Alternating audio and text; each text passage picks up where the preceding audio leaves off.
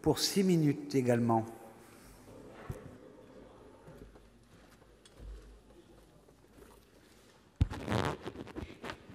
Monsieur le Président, Madame la Ministre, Messieurs les rapporteurs, chers collègues, tribunaux engorgés, lenteur des procédures, inégalité territoriale pour les justiciables.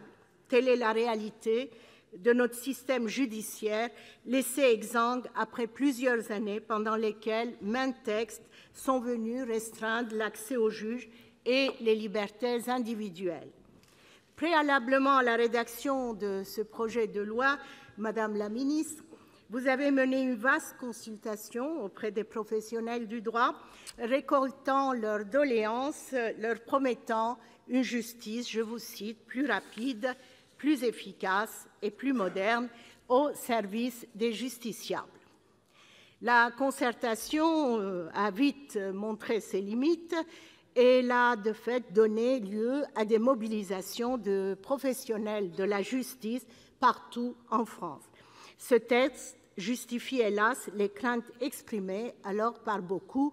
Encore aujourd'hui à midi, nous avions le personnel de justice qui était devant le Sénat.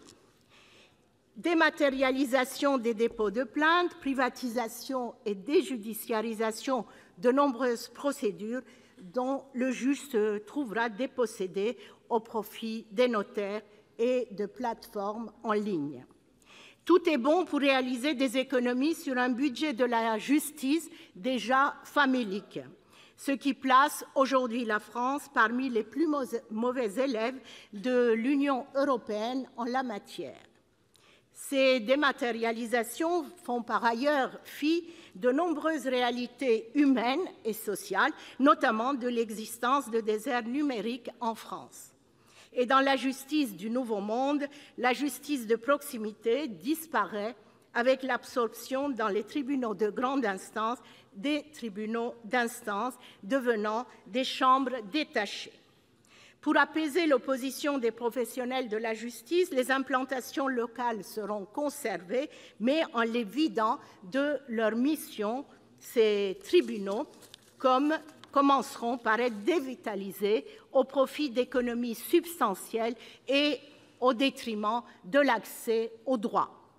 Sur ce dernier point, le texte propose le dessaisissement du juge du contentieux des pensions alimentaires, désormais traitées par des organismes de droit public, les CAF. Éloigner le mineur et la famille monoparentale du juge aux affaires familiales. Éloigner le majeur protégé vulnérable du juge des tutelles. Voici ce que propose, entre autres, le volet civil de ce projet de loi. C'est l'ensemble de notre justice que cette réforme met à mal. Son volet pénal ne l'illustre pas moins. Ainsi, par exemple, pour ce qui concerne la lutte antiterroriste, vous faites entrer dans le droit commun un grand nombre de mesures relevant du régime d'exception. À ce sujet, Robert Badinter, l'un de vos illustres prédécesseurs, disait « Nous passons d'une justice de liberté à une justice de sûreté ». De telles mesures sont aujourd'hui appliquées dans des régimes autoritaires, ce qui devrait nous inciter à une certaine prudence. Comme le disait Montesquieu, il n'y a point de plus cruelle tyrannie que celle que l'on exerce à l'ombre des lois et avec les couleurs de la justice. Nous ne le répéterons jamais assez. L'état d'urgence est un état d'exception. Il ne saurait devenir perpétuel. Enfin, comment ne pas mentionner votre choix du tout carcéral en matière de politique pénitentiaire?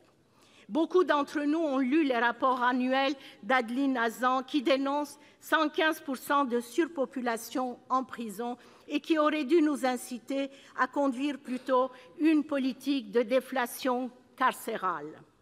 Alors, comment comprendre l'intérêt de la fin de la systématisation de l'aménagement des courtes peines, si ce n'est comme l'expression d'une volonté de rompre avec 20 ans de politique en faveur de la réinsertion sociale des personnes condamnées. Prenons un autre exemple, la prévention. Le gouvernement lui préfère clairement la répression. En atteste la création d'une amende forfaitaire délictuelle à l'encontre des consommateurs de stupéfiants. Celle-ci est en effet dénuée de tout bon sens en matière de santé publique, alors que la consommation de cannabis est en France en nette augmentation.